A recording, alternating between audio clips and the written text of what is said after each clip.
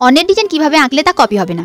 High, আজকে দেখাবো আমার জীবনে ঘটা এক অবাক করা অর্ডার, যেটা মাত্র 24 ঘন্টায় ডেলিভারি হয়েছিল। ইনস্টা থেকে একজন বনু অর্ডার করে এবং জানায় তোমার পছন্দ মতো একদম সিম্পলের উপর একটু ফ্যান্সি ডিজাইন করে দিও। তারপর অন্যজনের একটা ডিজাইন করা পাঞ্জাবির ছবি পাঠায়, কপি করার জন্য নয়, জাস্ট আমায় প্যাটার্নটা বোঝানোর জন্য।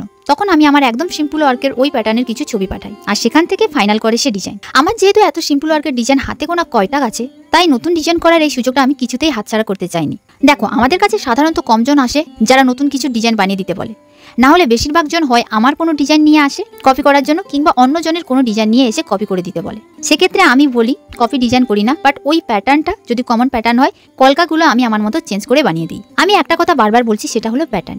সেইগুলো হলো এইগুলো। এই পৃথিবীতে পাঞ্জাবি বানানোর কিছু কমন প্যাটার্ন আছে। এইসব প্যাটার্নে বিভিন্ন জন বিভিন্ন রকম ভাবে ডিজাইন বানিয়েছে, সে হাতে আঁকা হোক কিংবা সুতো দিয়ে স্টিচিং করা। এই প্যাটার্নগুলি ব্যক্তিগতভাবে কোনো জনের সম্পত্তি নয়, তাই যে কোনো জন করতেই পারে, শুধু এর মধ্যে ডিজাইনগুলো যে যার মতো থাকে। তাহলে কপি কাকে বলে?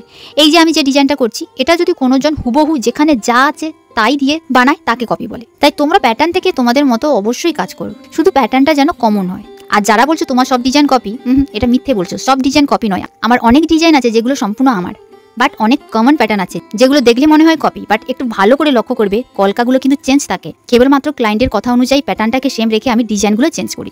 কিন্তু কোনো জন যদি এক্সক্লুসিভ কিছু করে যেটা সচরাচর চোখে পড়ে না বা আমরা দেখিনি, সেই প্যাটার্ন কিন্তু আমাদের কপি করা যাবে না। সেটা করার আগে অবশ্যই যার প্যাটার্ন তার কাছে পারমিশন নিয়ে করতে হবে। যেমন আমার এই যে মাছের ডিজাইনটা, এটা আমার একজন ক্লায়েন্ট স্টিচ করা পাঞ্জাবির ছবি দেখিয়ে বানিয়ে দিতে বলেছিল।